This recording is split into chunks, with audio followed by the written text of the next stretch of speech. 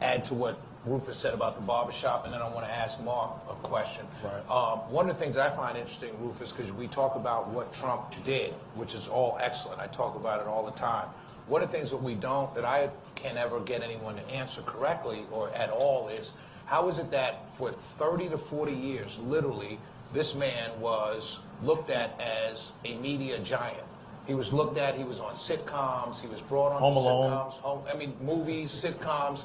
He was brought on, he was looked at, Oprah had him on her show several times as the most interesting person in the world. The View. And then asked him, when are you going to run when are you going to run for president, Donald? And they all giggled. Yeah. How does that guy, who's so loved, all of a sudden come down the golden staircase, announce he's running for president, and then everyone who was his friend flipped on a dime to hate him so much? Unbelievable. And the question is, if you ever grew up in a hood or anywhere in a black neighborhood, the first question that will be asked of you, well, wait a minute, brother.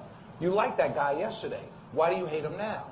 And everyone would question your motives. Not the motives of the person that you're hating now, but the motives of the person that just flipped on a dime to hate you. Joe Scarborough, Miko, these are disgusting people. These people went to his house, went to his wedding, was there, invited him to their wedding and their homes. And all of a sudden, he's the worst person in the world? It just boggles my mind why people don't ask that question. Well, why do you hate him so much?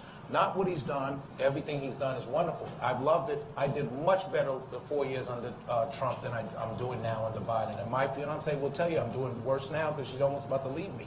But that sounds like you got something to work on. I'm trying to. That's why I'm trying to. But the point, the point is that people, you have to ask that question: is why do these people that liked him for decades hate him so much, and they did it on a dime?